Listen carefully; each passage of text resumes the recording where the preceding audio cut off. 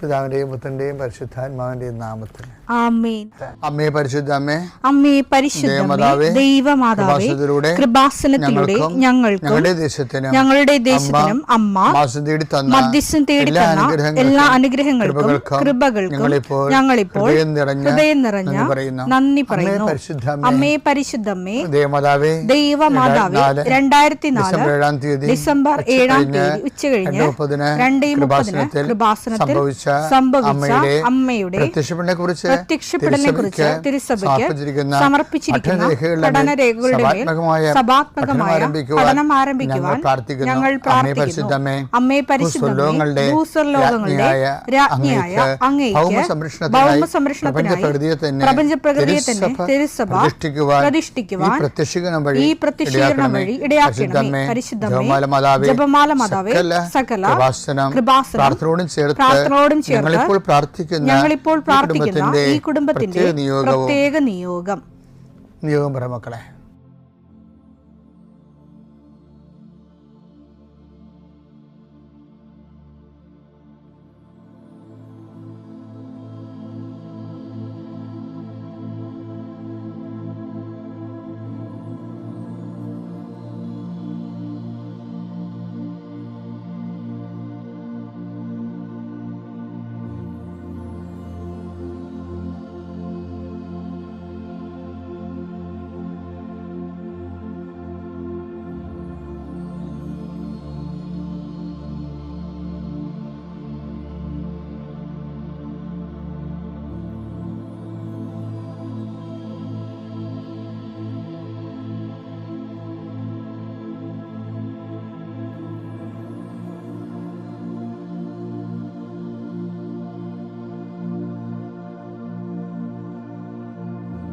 അമ്മയുടെ പ്രത്യക്ഷീകരണത്തിന്റെ ഈ അനുഗ്രഹവേളയിൽ ഞങ്ങൾക്ക് സാധിച്ചു തരുവാൻ കനിയണമേ.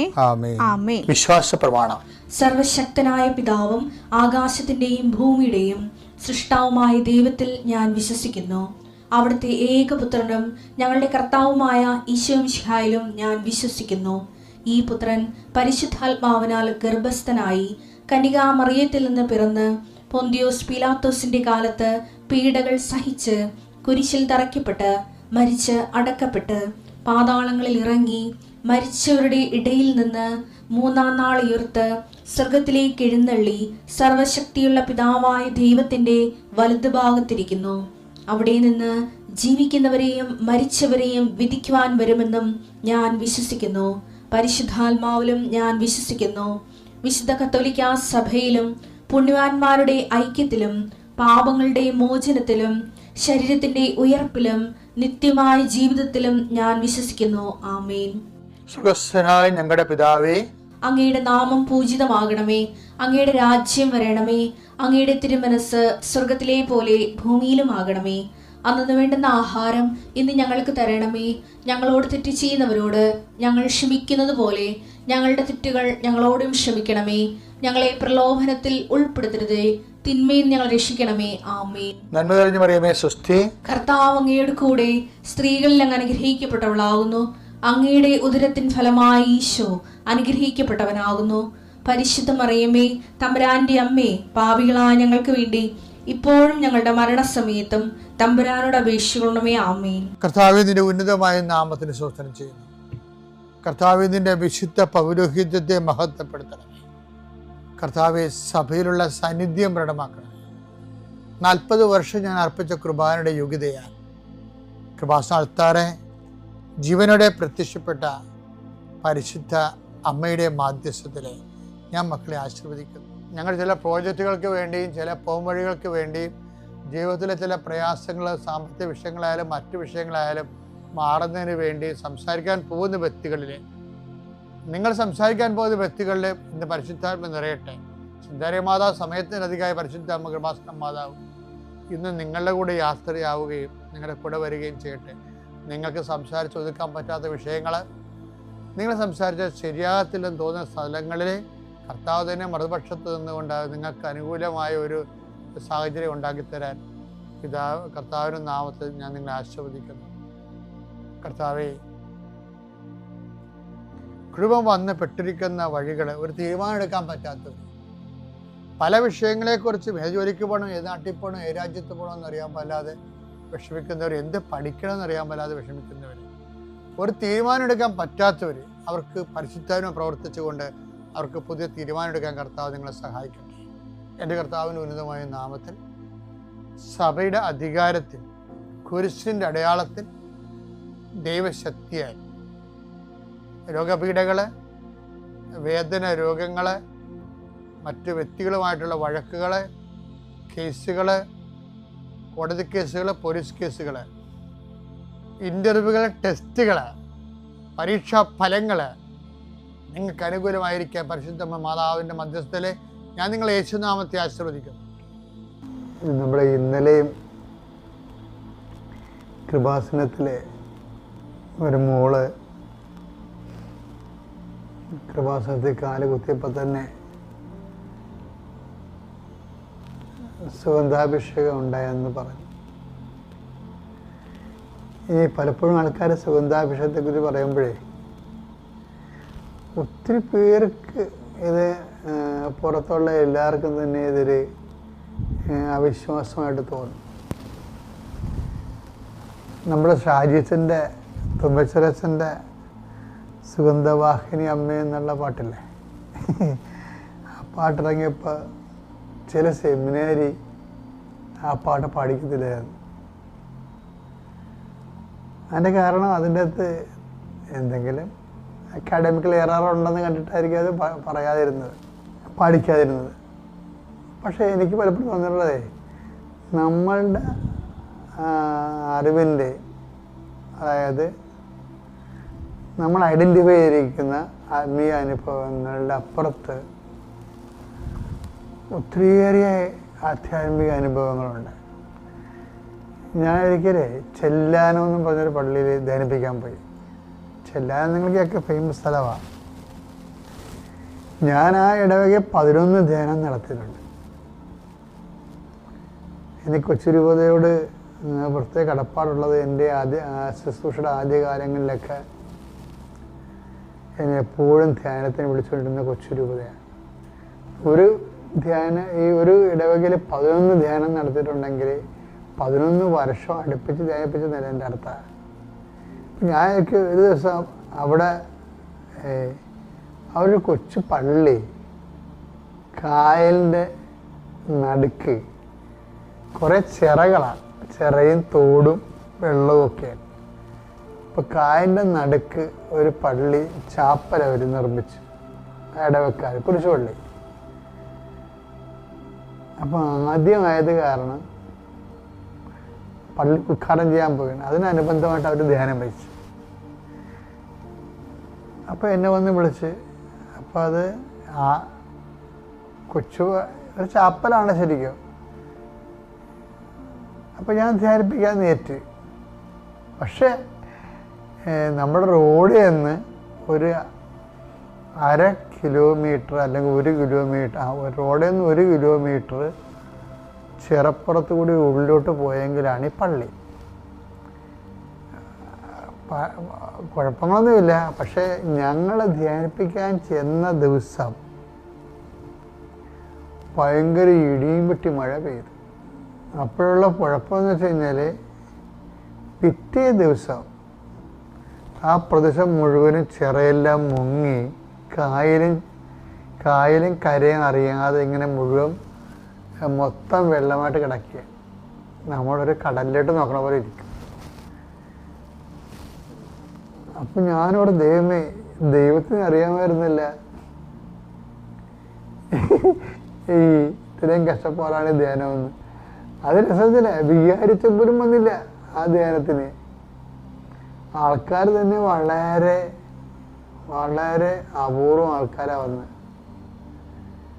ഈ വലിയ വലിയ കാര്യങ്ങൾക്ക് ചില സമയത്ത് ആൾക്കാർ കുറയും. അൽഫോൻസാമ്മയുടെ അടക്കത്തിനൊക്കെ 50 പേരെ ഉണ്ടായിരുന്നു പറഞ്ഞില്ലേ, ഞാൻ എപ്പോഴും അതിരുന്ന് നോക്കും.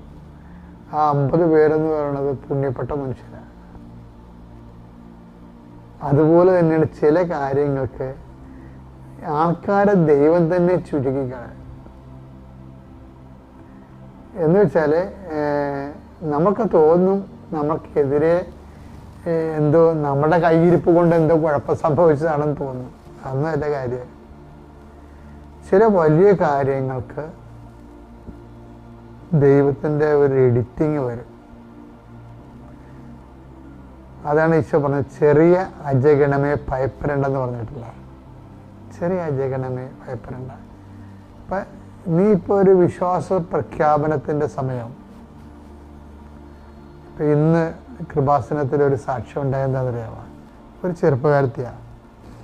അവൾ പറഞ്ഞത്, എൻ്റെ അമ്മ ഉടമ്പടി എടുത്ത് ഉടമ്പടി 3 പുതുക്കി.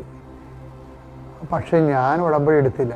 കാര്യം എനിക്ക് ഈ പത്രം കൊണ്ടടന്ന് കൊടുക്കണമെന്നൊക്കെ പറയുമ്പോഴേ ഭയങ്കര ചമ്മല. പത്രം കൊടുക്കണം, പിന്നെ എനിക്ക് രാവിലേക്ക് എഴുന്നേക്കാൻ പറ്റത്തില്ല. രാവിലേക്ക് എഴുന്നേക്കണമെങ്കിൽ എനിക്ക് ഭയങ്കര പ്രയാസമാണ്. അപ്പം അതുകൊണ്ട് തന്നെ ഞാൻ ഒരു കാലം ഈ ജന്മത്തിൽ ഉടമ്പടി എടുക്കണമെന്ന് വിചാരിച്ചു. അപ്പം എനിക്ക് തോന്നി, ശരിക്കും പറഞ്ഞാൽ മാതാവ് ഈ ഉടമ്പടി തന്ന കാലത്ത് എന്തെല്ലാം ഉണ്ടായിരുന്നു അതേ ഇപ്പോഴും ഉള്ളേ. മാതാവ് ഉടമ്പടി തന്ന കാലത്തുള്ളതാണ് ഈ പത്രം കൊണ്ട് നടന്ന് കൊടുക്കുക, അതുപോലെ തന്നെ രാവിലെ 5:30 എഴുന്നേൽക്കുക എന്നുള്ളതെല്ലാം. അപ്പം മാതാവ് ആരെയൊക്കെ ടാർഗറ്റ് ചെയ്തിട്ടുണ്ടായിരുന്നു നടത്താം. എന്ന് വെച്ച് കഴിഞ്ഞാൽ ഇതിനത് മുതൽ മുടക്കാൻ കഴിയാത്തവൻ പുറത്ത് തന്നെ നിൽക്കണമെന്ന് തന്നെയാണ് മാതാവ് ഉദ്ദേശിക്കുന്നത്. അതിനുവേണ്ടി ആത്മാർത്ഥമായിട്ട് മുതൽ മുടക്കാൻ കഴിയുള്ളവൻ അതിനുവേണ്ടി അതിൻ്റെ ഭാഗഭാഗത്വവും ഗുണഭോക്താവാകണം.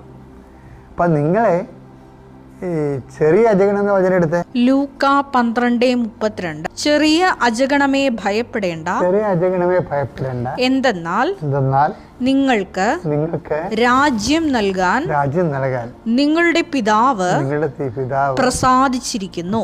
നമ്മൾ ചില സ്ഥലത്ത് നമ്മളുടെ സാക്ഷ്യത്തിൻ്റെ പേരിൽ ചില സമയത്ത് നമ്മളെ സപ്പോർട്ടേഴ്സ് കുറയും. ഇപ്പം ഞാനൊക്കെ ആദ്യം ശുശ്രൂഷയ്ക്ക് വരുമ്പോൾ 0 സപ്പോർട്ടേഴ്സായിരുന്നു. ഓരോ വിഷയത്തിനും അങ്ങനെയായിരുന്നു. ഓരോ വിഷയത്തിനും എല്ലാം ദൈവത്തിൻ്റെ ഓരോ കാര്യം. ഉടമ്പടി അതിന് മുമ്പ് ഞാൻ കടലോരം നടത്തുമായിരുന്നു. എല്ലാം പുതിയ ശുശ്രൂഷകളാണ് കർത്താവ് ഏൽപ്പിച്ചത്. പക്ഷെ അതിനെല്ലാം ആദ്യം നമുക്കൊരു സപ്പോർട്ടും കിട്ടത്തില്ല. നല്ല സപ്പോർട്ടാകുമ്പോൾ ഞാനത് നിർത്തിക്കളെ. അതിൻ്റെ കാര്യം എന്താ പറഞ്ഞ, ചെറിയ അജഗണമേ ഭയപ്പെടേണ്ട, പിതാവ് നിങ്ങൾക്ക് രാജ്യം കൽപ്പിച്ച് നൽകാൻ പ്രസാദിച്ചിരിക്കണം എന്നാണ്. അപ്പോൾ ഈ നമ്മൾ ചെറിയ ഒരു ഞെരുങ്ങിയ സാഹചര്യങ്ങളിൽ, കുറഞ്ഞ സാഹചര്യങ്ങളിൽ, പേരില്ലാത്ത സാഹചര്യങ്ങളിൽ, ആകർഷണമല്ലാത്ത സാഹചര്യങ്ങളിൽ കർത്താവിൻ്റെ സുവിശേഷം സാക്ഷിക്കുമ്പോൾ അത് പിതാവ് നിങ്ങൾക്ക് രാജ്യം കൽപ്പിച്ച് നൽകാൻ പ്രസാദിച്ചിരിക്കണം എന്നാണ്. ദൈവത്തിൻ്റെ പ്രസാദം വരണത്. അപ്പം എപ്പോഴും ഒരിക്കലും ഓർക്കണം ചില ഇപ്പം നമുക്ക് കർത്താവിന് വേണ്ടി സാക്ഷ്യം വഹിക്കുമ്പോൾ പലപ്പോഴും അംഗീകാരം കിട്ടണമെന്നോ അല്ലെങ്കിൽ മറ്റുള്ളവരത് അംഗീകരിക്കണമെന്നോ ഏറ്റെടുക്കണമെന്നോ ഒരു നിർബന്ധമില്ല. ഏറ്റെടുക്കാത്തൊരു കാലവും അംഗീകരിക്കാത്തൊരു കാലവുമായിരിക്കും കർത്താവിൻ്റെ അഭിഷേകത്തിൻ്റെ കാലം. ഞാൻ ആ ചെല്ലാനവളുടെ കാര്യം പറഞ്ഞില്ലേ, അത് നാളെ പറയാം. ഇപ്പോഴേ ഈ ആശയം കറക്റ്റായിരുന്നു. പിതാവിൻ്റെയും പുത്രൻ്റെയും പരിശുദ്ധാത്മാവിൻ്റെയും നാമത്തിൽ. പിതാവിനും പുത്രനും പരിശുദ്ധാത്മാവിനും സ്തുതി. ദൈവമാതാവിന് എൻ്റെ പ്രത്യേക മാധ്യസ്ഥന് നന്ദി പറയുന്നു. ഞാൻ ഒറ്റപ്പാലം നിന്നാണ് വരുന്നത്, പാലക്കാട് ജില്ല. എൻ്റെ പേര് സന്തോഷ്, കണ്ണെന്ന് വിളിക്കും. ഇവിടെ ഞാൻ എൻ്റെ 3ാമത്തെ സാക്ഷിയാണത് ഈ ആൾത്താരെ ഞാൻ പറയുന്നത്. ദൈവം അനുവദിച്ച് എന്നെ ഈ 3ാമത്തെ പ്രാവശ്യം ഈ ആൾത്താരിൽ കയറ്റി നിർത്തിയതിന് പിതാവിനും പുത്രനും പരിശുദ്ധാത്മാവിനും നന്ദി, ആരാധന, സ്തുതി, പുകഴ്ച. അതുപോലെ മാതാവിൻ്റെ പ്രത്യേക മാധ്യസ്ഥന് നന്ദി അർപ്പിക്കുന്നു. ഞാൻ 2024 വരെ, ഞാൻ 2020 ഈ പുണ്യഭൂമിയിൽ ആദ്യം എത്തുന്നത്. 2024 വരെയുള്ള സാക്ഷ്യങ്ങൾ ഞാൻ പറഞ്ഞതാണ്. അപ്പോൾ 2024 ശേഷമുള്ള സാക്ഷ്യങ്ങളാണ് ഇനി ഇവിടെ പറയുന്നത്. ഞാൻ ഇവിടെ 2020 വന്നതിന് ശേഷം ലൗകിക കാര്യങ്ങളെല്ലാം ഒരുപാട് ഉപേക്ഷിച്ചു എന്ന് പറയാം. ഒരുപാട് ആഗ്രഹങ്ങളുണ്ടായിരുന്നു, വിദേശത്ത് പോകണമെന്നും പിന്നെ ലൗകികമായിട്ടുള്ള കുറേ ആഗ്രഹങ്ങളൊക്കെ ഉണ്ടായിരുന്നു. ഉടമ്പടിയിൽ എത്തിയപ്പോൾ നമുക്കതെല്ലാം മനസ്സിലായി.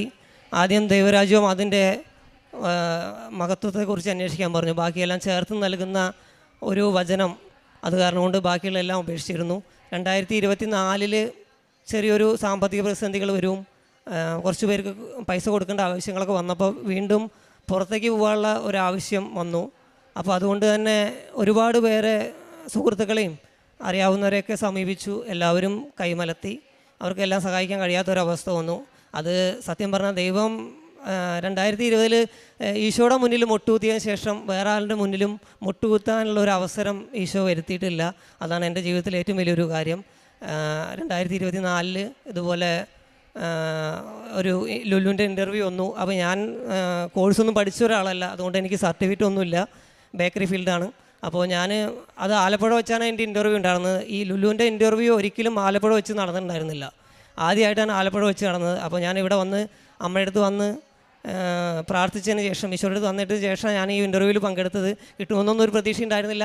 ദൈവത്തിൻ്റെ കൃപയാലെ ഇൻ്റർവ്യൂ പാസ്സായി. അതുപോലെ തന്നെ ട്രയൽ വന്നു. ട്രയൽ വന്ന സമയത്തും ഞാൻ ചെയ്ത ജോലിയും ഇതും തമ്മിൽ ഒരുപാട് വ്യത്യാസം ഉണ്ടായിരുന്നു. അവിടെ ഞാൻ ഉടമ്പടി ഉപ്പും നേർച്ച വസ്തുക്കളും ഉപയോഗിച്ചാണ് ട്രയൽ ചെയ്തത്. ട്രയലൊക്കെ എന്താ ചെയ്തത് എനിക്ക് തന്നെ അറിയാവുന്നതെല്ലാം കോളായിരുന്നു. പക്ഷേ പ്രസൻ്റ്ലി അതെല്ലാം വന്നപ്പോൾ വളരെ ഭംഗിയാവുകയും ചെയ്തു. ഞാൻ ട്രയൽ പാസ്സായി.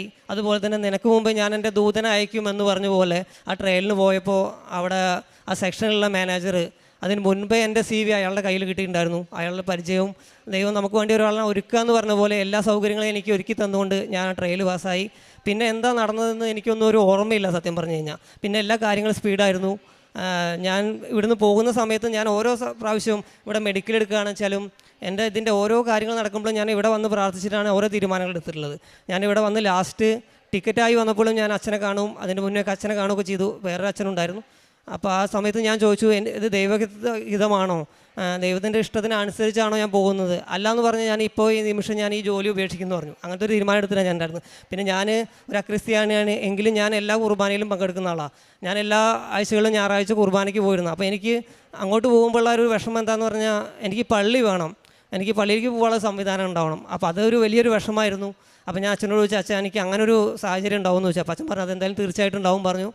ഞാൻ അവിടെ ഒമാനിലെത്തി, ലുലുവിലായിരുന്നു. പക്ഷേ ഞാൻ അവിടെ ചെന്നപ്പോൾ not by merit but by the grace എന്ന് അച്ഛൻ പറയുന്ന സത്യം പറഞ്ഞാൽ എൻ്റെ ജീവിതത്തിൽ ഞാൻ അനുഭവിച്ച ആളാണ്. അതായത് ഞാനൊരു 10 വർഷം ജോലി ചെയ്ത ഒരു കാരണം കൊണ്ട് തന്നെ എൻ്റെ കഴിവിൽ ഞാൻ ഒന്ന് പ്രതീക്ഷിച്ചിരുന്നു. പക്ഷേ എൻ്റെ കഴിവ് ഒന്നും പറ്റാതെ 0 മെറിറ്റിലേക്ക് പോയി. എനിക്കൊന്നും ചെയ്യാൻ പറ്റാത്തൊരവസ്ഥയിൽ വന്നു. അത് സത്യം പറഞ്ഞാൽ ദൈവം നമുക്ക് തരുന്ന ഒരു അനുഗ്രഹങ്ങളും ദൈവം സീൽ വയ്ക്കും, നമ്മുടെ മെറിറ്റ് എല്ലാം അവിടെ നഷ്ടപ്പെടുകയും ചെയ്യും. അതുകൊണ്ട് തന്നെ ഞാൻ അവരുടെ ചെന്നപ്പോൾ ഞാൻ ഒന്നിനും ചെയ്യാൻ പറ്റാതെ അവരെന്നെ കളിയാക്കും, എല്ലാവരും എന്നെ ഒറ്റപ്പെടുത്തും, മാറ്റി നിർത്തുന്ന ഒരവസ്ഥയുണ്ടായി. പക്ഷേ ദൈവം അനുവദിച്ചുകൊണ്ട് എനിക്ക് പള്ളിയിൽ പോകാൻ പറ്റാത്തൊരവസ്ഥയോട് വന്നപ്പോൾ മാനസികമായിട്ട് ഞാൻ തളർന്നു. ഞാൻ തിരിച്ചു പോരാൻ വേണ്ടി തീരുമാനിച്ചു. അപ്പോൾ വലിയൊരു എമൗണ്ട് അവർക്ക് തിരിച്ചു കൊടുക്കേണ്ട അവസ്ഥ വന്നു. അങ്ങനെ ഒരു അവസ്ഥയിൽ തന്നെ എൻ്റെ കൈ മുറിഞ്ഞു. ഒരു വിരലിൻ്റെ ഒരു കഷ്ണമൊക്കെ പോയിട്ട് ഞാൻ ഹോസ്പിറ്റലിൽ പോയി. അപ്പോൾ ഞാൻ ഈ ഹോസ്പിറ്റലിൽ പോയപ്പോൾ ഈശോനോട് കുറച്ച് പരാതി പറഞ്ഞു. ഈശോ എന്തിനാണ് എനിക്ക് നാട്ടിൽ വെച്ച് എന്ത് പരീക്ഷണം തന്നാലും ഞാനത് ഏറ്റെടുക്കായിരുന്നു, ഏത് കുരിശ് ഏറ്റെടുക്കാറ്. ഒന്നാമത് ഞാൻ തിരിച്ചു പോകാമെന്ന് വേണ്ടി നിൽക്കുകയാണ്. അതിൻ്റെ കൂട്ടത്തിൽ ഇതും കൂടി ആയപ്പോൾ വലിയ പ്രശ്നം പറഞ്ഞു. അപ്പോൾ കുറേ സിസ്റ്റേഴ്സ് പറഞ്ഞു എന്തിനാണ് ഈശോനോട് പരാതി പറഞ്ഞു എന്നൊക്കെ പറഞ്ഞു. അതൊക്കെ കഴിഞ്ഞ് ഞാൻ ഈ എൻ്റെ കൈയിൻ്റെ ഡ്രസ്സ് ചെയ്യാൻ വേണ്ടി പോയി ഒരു സിസ്റ്ററിനെ പരിചയപ്പെടുത്തും, സോഫിയ പറഞ്ഞിട്ടുള്ള ഒരു സിസ്റ്റർ, അവൻ്റെ കുടുംബം. അപ്പോൾ ആ സിസ്റ്റർ മുഖേന എനിക്ക് അവിടെ ഹോളി സ്പിരിറ്റ് പറഞ്ഞിട്ടുള്ളൊരു ദേവാലയത്തിലേക്കുള്ളൊരു വഴിയായിരുന്നു. അപ്പോൾ ചില സഹനങ്ങൾ നമുക്ക് മുന്നിലോട്ടുള്ള ദൈവത്തിൻ്റെ ഒരു മാർഗ്ഗമായിരിക്കും എന്നാണ് ഞാനത് വിശ്വസിക്കുന്നത്. ഞാൻ കൈ മുറിഞ്ഞതിന് ദേവാലയത്തിൽ പോയതിന് ശേഷം കുർബാന പങ്കെടുത്തിന് 3 മാസത്തിനകത്ത് ഞാൻ അവിടെ ദേവാലയത്തിലെത്തും കുർബാനയിൽ പങ്കെടുക്കാൻ എനിക്ക് കഴിഞ്ഞു. അപ്പോൾ അന്ന് ഞാൻ ദൈവത്തിനോട് നന്ദി പറഞ്ഞു. അന്ന് പരാതി പറഞ്ഞതിന് ഞാൻ ക്ഷമ പറഞ്ഞുകൊണ്ട് ഞാൻ നന്ദി പറഞ്ഞു. എൻ്റെ കൈ മുറിഞ്ഞ സത്യം പറഞ്ഞ ദേവാലയത്തിലേക്കുള്ള ഒരു വഴിയായിരുന്നു, കുർബാനയ്ക്കായിരുന്നു. എങ്കിലും എനിക്ക് എല്ലാ വെള്ളിയാഴ്ചകളൊന്നും ലീവില്ലാത്ത കാരണം കുർബാനകളിൽ പങ്കെടുക്കാൻ പറ്റിയിരുന്നില്ല. അത് വലിയൊരു വിഷമമായിരുന്നു. അതുപോലെ തന്നെ ഈ പള്ളി പോയി 3 മാസത്തിന് ശേഷം എൻ്റെ ജോലി മേഖലയിലും എനിക്ക് വലിയൊരു ഉയർച്ച ഉണ്ടായി. അതായത് എൻ്റെ കൂടെ നിന്നവരും ഒന്നും പറ്റില്ല എന്ന് പറഞ്ഞവരൊക്കെ എന്നെ എല്ലാം ചെയ്യാൻ പറ്റുമെന്ന് പറയുന്ന ഒരു രീതിയിലേക്ക് ദൈവം ഉയർത്തി. അവൻ്റെ മുന്നിൽ നമ്മുടെ പഴയ നിയമത്തിൽ പറയുന്ന പോലെ ദുഷ്ടയുടെ മുമ്പിൽ നമ്മളെ ഉയർത്തി കാണിക്കുന്ന ദൈവത്തിൻ്റെ വലിയൊരു കൃപ ഞാനതിൽ മനസ്സിലാക്കി. അങ്ങനെ ദൈവം, ഞാൻ 2 മാസം കൊണ്ട് തിരിച്ചു വരാൻ നിന്ന ആളിനെ 2 വർഷം പൂർത്തീകരിച്ചു. ഞാൻ അവിടുന്ന് തിരിച്ചെത്തി. ഞാൻ ഇവിടുന്ന് 2024 മാർച്ച് ഏപ്രിൽ 23-ാം തീയതിയാണ് ഞാൻ ഇവിടുന്ന് പോകുന്നത്, ഇവിടെ ഉടമ്പടി പുതുക്കിയിട്ട് പോകുന്നത്, NRI ആക്കിയിട്ട് പോയത്. അതേ ദിവസം 2026, 2026 ഏപ്രിൽ തന്നെ ഞാൻ ഇവിടെ വന്ന് ഞാൻ എയർപോർട്ടിൽ ഇറങ്ങിയപ്പോൾ അമ്മോട് പറഞ്ഞിരുന്നു, ഞാൻ എൻ്റെ അമ്മേനെ കാണില്ല, എൻ്റെ വീട്ടുകാരൊന്നും കാണില്ല. ഞാൻ ആദ്യം അമ്മേനെ ഈശോനെ കണ്ടതിന് ശേഷം ഞാൻ എൻ്റെ ഭവനത്തിലേക്ക് പോകുമെന്ന് തീരുമാനിച്ചിരുന്നു. ഞാൻ എയർപോർട്ടിൽ നിന്ന് നേരെ ഇവിടെ വന്നു. അതേ ഡേറ്റിൽ തന്നെ ഞാൻ വന്ന് ഇവിടെ ഉടമ്പടി പുതുക്കി. അത് ദൈവത്തിൻ്റെ കൃപ കൊണ്ടാണ്. Not by merit but by the grace എന്ന് എനിക്ക് പറയാം.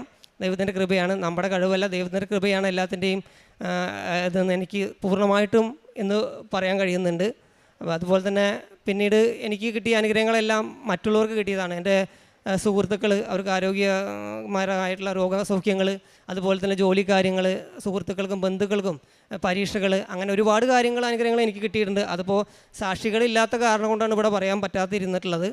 അതുപോലെ തന്നെ ഒരുപാട് അനുഗ്രഹങ്ങൾ, നേർച്ച വസ്തുക്കളിലൂടെ അവിടെ ചെല്ലുന്ന സമയത്തൊക്കെ മെഡിസിനൊന്നും നമ്മൾ അങ്ങനെ ഒരു കാര്യങ്ങൾക്കും ഉപയോഗിച്ചിട്ടില്ല. എന്തെങ്കിലും വേദനകളോ പ്രശ്നങ്ങളൊക്കെ വരുന്ന സമയത്തൊക്കെ നമ്മൾ നേർച്ച വസ്തുക്കൾ മാത്രമാണ് ഉപയോഗിച്ചിട്ടുള്ളത്. ഹോസ്പിറ്റലിൽ പോകേണ്ട അവസ്ഥകളൊന്നും വരാതെ തന്നെ നമ്മൾ ഉടമ്പടി ഉപ്പും തൈലമൊക്കെ ഉപയോഗിച്ചുകൊണ്ടാണ് പല രോഗങ്ങളും സൗഖ്യം കിട്ടിയിട്ടുള്ളത്. അതുപോലെ തന്നെ എനിക്ക് ഒരു ഇൻഷുറൻസിൻ്റെ സാക്ഷി ഞാൻ പറഞ്ഞതായിരുന്നു. അതായത് അന്ന് അതെനിക്ക് പൈസ എൻ്റെ അമൗണ്ട് കിട്ടിയിട്ടുണ്ടായിരുന്നില്ല. അച്ഛന് അസുഖമായി ബന്ധപ്പെട്ടുകൊണ്ട് ESIയിൽ എനിക്കൊരു പൈസ ക്ലെയിം ചെയ്യുന്നുണ്ടായിരുന്നു. അന്നത് കിട്ടാത്തൊരു സാഹചര്യമായിരുന്നു. അത് ദൈവത്തിൻ്റെ കൃപയാലെ എനിക്ക് ഹാജർ കുറവും അങ്ങനെ കാരണം കൊണ്ട് അവർ കിട്ടില്ല എന്ന് പറഞ്ഞാണ്. പക്ഷെ അന്നത് ദൈവത്തിൻ്റെ കൃപയാലെ ഉടമ്പടിയിൽ വയ്ക്കുകയും അവിടെ ഒപ്പിട്ട് പ്രാർത്ഥിക്കുകയൊക്കെ ചെയ്തു ESI ഓഫീസിൽ. അങ്ങനെ അത് അന്ന് ഞാൻ പോകുന്നതിന് മുൻപ് എനിക്ക് പാസ്സായതാണ്. പക്ഷേ പൈസ കിട്ടിയിട്ടുണ്ടായിരുന്നില്ല. അത് എനിക്ക് 2025 തന്നെ അത് ആ എമൗണ്ട് എനിക്ക് പാസ്സായി കിട്ടി. ആ സാക്ഷ്യം കൂടി ഞാൻ ഈ ആൾക്കാരിൽ പങ്കുവയ്ക്കുന്നു. അതുപോലെ ഒരുപാട് അനുഗ്രഹങ്ങളും കൃപകളും ദൈവം എനിക്ക് തന്നിട്ടുണ്ട്. പിന്നെ ഞാൻ പ്രേക്ഷിത പ്രവർത്തനങ്ങളും കാരുണ്യപ്രവർത്തനങ്ങളൊക്കെ ചെയ്യുന്നത് ഇവിടെ നാട്ടിലാവണ സമയത്ത് എനിക്ക് തിരുവനന്തപുരത്താണ് ജോലി ചെയ്യുന്നിരുന്നത്. ആ സമയത്ത് നമുക്ക് ഹോസ്പിറ്റൽ ഒക്കെ ചെയ്യാമായിരുന്നു. അതുപോലെ തന്നെ പത്രം കൊടുക്കുന്നു, അതെല്ലാം നടന്നായിരുന്നു. പക്ഷേ ഈ 2 വർഷം പോയതിന് ശേഷം ഒരുപാട് കാര്യങ്ങൾ ചെയ്യാൻ പറ്റിയിട്ടില്ല. അത് വലിയൊരു നഷ്ടമായിട്ടാണ് കണക്കൂട്ടുന്നത്. ഞാൻ പുറത്ത് പോയപ്പോൾ എനിക്ക് പത്രം കൊടുക്കാനും ആയാലും പിന്നെ പ്രേക്ഷിത പ്രവർത്തനങ്ങളും കാരുണ്യപ്രവർത്തനങ്ങളും ഒന്നും വേണ്ട രീതിയിൽ ചെയ്യാൻ പറ്റിയിട്ടില്ല. അത് ഏറ്റവും വലിയൊരു ഉടമ്പടിയുടെ വീഴ്ചയായിട്ടാണ് ഞാൻ കണക്കൂട്ടുന്നത്. അപ്പോൾ ഞാൻ സത്യം പറഞ്ഞാൽ ഞാൻ ആ ജോലി ഉപേക്ഷിച്ചിട്ടാണ് ഞാൻ പോകുന്നത്. അതിന് നമ്മുടെ മാർക്കോസിൻ്റെ സുവിശേഷം 8-ാം അധ്യായം 36-37 തിരുവചനങ്ങളാണ് എപ്പോഴും എൻ്റെ മനസ്സിലേക്ക് ഓടി വരാറുള്ളത്. ഒരു ലോകം മുഴുവൻ നേടിയാലും സ്വന്തം ആത്മാവ് നഷ്ടപ്പെടുത്തിയാൽ എന്താണ് പ്രയോജനം? മനുഷ്യൻ തൻ്റെ ആത്മാവിന് പകരമായിട്ട് എന്ത് കൊടുക്കും? ഈ ഒരു ചോദ്യം എപ്പോഴും ചോദിക്കാറുണ്ട്. അത് കാരണം കൊണ്ട് തന്നെ ഞാൻ എൻ്റെ ജോലി ഉപേക്ഷിച്ച് ഞാൻ വന്നു. എനിക്കിപ്പോൾ കുർബാനകളെല്ലാം പങ്കെടുക്കാൻ പറ്റുന്നുണ്ട്. ഞാനിപ്പോൾ ഇവിടെ നാട്ടിൽ വന്ന സമയത്തും ജോലി വലിയൊരു പ്രശ്നമായിരുന്നു. ഞാൻ എൻ്റെ മുന്നിലൊരു ജോലി കാണാണ്ട് ഞാൻ ഇറങ്ങിപ്പോകുന്നത്. സത്യം പറഞ്ഞു കഴിഞ്ഞാൽ ഞാൻ ഒരു ധൈര്യത്തിൽ, ഈശോയുടെയും അമ്മയുടെയും ഒരു ധൈര്യത്തിൽ തന്നെയാണ് ഞാൻ അവിടുന്ന് ജോലി ഉപേക്ഷിച്ച് പോകുന്നത്.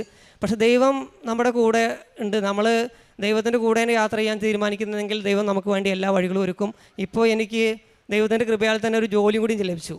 അതും ഞാൻ മുൻപ് ജോലി ചെയ്യുന്ന ഒരു സ്കൂളിലായിരുന്നു. അതിൻ്റെ ഒരു ബ്രാഞ്ച് കൊച്ചിയിൽ തുറന്നിട്ടുണ്ടായിരുന്നു.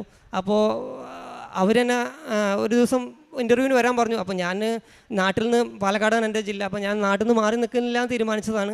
എങ്കിലും ഞാൻ ഒന്ന് വെറുതെ ഇൻ്റർവ്യൂവിന് പോയതാണ്. ആ സമയത്ത് ആ ഇൻ്റർവ്യൂവിന് പോയപ്പോൾ ഞാനും പ്രാർത്ഥിച്ചിരുന്നു, ഞാൻ നാട്ടിൽ ജോലി ചെയ്യാന്ന് വെച്ചാൽ എനിക്ക് ഞായറാഴ്ച കുർബാന മുടക്കിയിട്ടുള്ള ഒരു കാര്യങ്ങൾക്ക് ഞാൻ പോകില്ലാന്ന് തീരുമാനിച്ചു. അങ്ങനത്തെ ജോലി വേണ്ടാന്ന് തീരുമാനിച്ചിരുന്നു. പക്ഷേ ഞാൻ ഇൻ്റർവ്യൂവിന് പോയിട്ട് ആദ്യമായിട്ട് പോവുകയാണ് ഈ സ്ഥലത്തേക്ക്. അവിടെ ചെന്ന് കഴിഞ്ഞപ്പോൾ ആ സ്കൂളിൻ്റെ തൊട്ട് മുന്നിൽ മാതാവിൻ്റെ ഒരു കുരിശടി കണ്ടത്.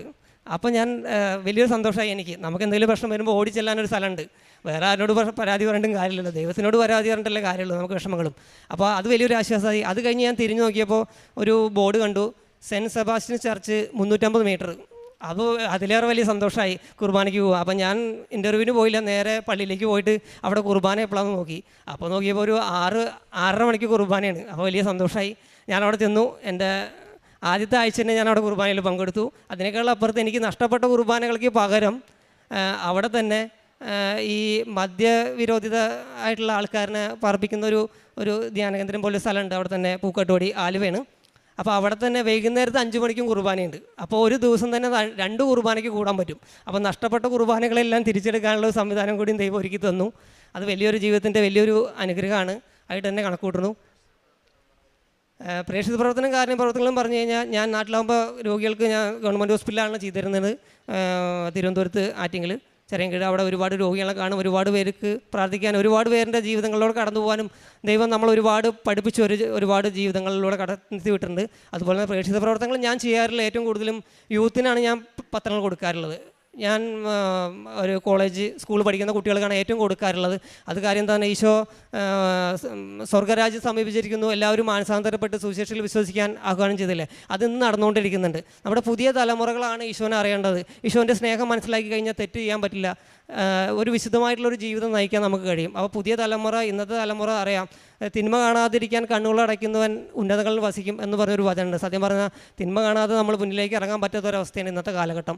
അപ്പോൾ ആ കാലഘട്ടത്തിൽ നമുക്ക് ഈശോനെ പങ്കുവെച്ച്, ഈശോനെ ഈ പുതിയ തലമുറയ്ക്ക് പങ്കുവെക്കുമ്പോൾ അവർക്ക് ഈശോനെ അറിയാൻ കഴിഞ്ഞു കഴിഞ്ഞാൽ തീർച്ചയായിട്ടും ഈശോ പറഞ്ഞ ആ സ്വർഗ്ഗരാജ്യം ഇവിടെ തന്നെ ഭൂമിയിൽ നമുക്ക് ഉണ്ടാക്കാൻ പറ്റും. അതുപോലെ തന്നെ ഉടമ്പടിയെക്കുറിച്ച് പറയുമ്പോൾ, പലപ്പോഴും ഉടമ്പടിയെക്കുറിച്ച് പറയുമ്പോൾ എനിക്ക് ഇപ്പോൾ ഉടമ്പടിയെക്കുറിച്ച് പറയുകയാണെന്ന് വെച്ചാൽ, പരിശുദ്ധ മാതാവിൻ്റെ കൈ പിടിച്ച് ഈശോ നടന്ന വഴികളിലൂടെ നടന്ന് പിതാവിൻ്റെ ഭവനത്തിലേക്കുള്ള ഒരു യാത്രയാണ് നമ്മുടെ ഉടമ്പടി ജീവിതം. അതാണ് ഉടമ്പടി ജീവിതം നമ്മളെ മാറ്റിമറിക്കും. നമ്മളിപ്പോൾ അക്രിസ്ത്യാനികളെന്നില്ല നമ്മുടെ ഈ കൃപാസനത്തിൽ. സത്യം പറഞ്ഞപ്പോൾ പലപ്പോഴും മതം മാറ്റില്ലോ അങ്ങനെ ഒരു സംഭവങ്ങളില്ല. ഞാൻ ഇപ്പോൾ 2020 തൊട്ട് ഇവിടെ വരുന്ന ആളാണ്. എന്നോട് ഒരാളും മതം പറഞ്ഞിട്ടില്ല. ഈശോനെ വിശ്വസിക്കുക, പ്രാർത്ഥിക്കുക, ഈശോനെ അടിയുറച്ച് വിശ്വസിക്കുക, വിശ്വസ്തയോടുകൂടി ഈശോയുടെ കൂടെ യാത്ര ചെയ്യുമ്പോൾ ഈശോ ആരെയും കൈവിടില്ല. നമ്മളെ 10 കുഷ്ഠരോഗികളൊക്കെ തന്നെ നമ്മൾ എടുക്കുമ്പോൾ നമുക്കറിയാം, 10 കുഷ്ഠരോഗികൾ വന്ന് ഈശോട് അപേക്ഷിക്കുമ്പോൾ ഈശോ അവരെല്ലാവരെയും സൗഖ്യപ്പെടുന്നുണ്ട്. ഈശോ അവർ പോകുന്ന വഴിയിൽ അവർ സൗഖ്യപ്പെടുന്നുണ്ട്. അപ്പോൾ അതിലൊരു ആൾ മാത്രം വന്ന് ഈശോയോട് സൗഖ്യപ്പെട്ടിട്ട് നന്ദി പറയുന്നത്. അപ്പോൾ അതുപോലെ ഞാൻ എല്ലാ സാക്ഷ്യങ്ങളും ഞാൻ ഇവിടെ പറയാറുണ്ട്. നമ്മളിപ്പോൾ സാക്ഷ്യം പറയാതിരിക്കുമ്പോൾ നമ്മൾ 9 കുഷ്ഠരോഗികളിലെ ഉൾപ്പെടും.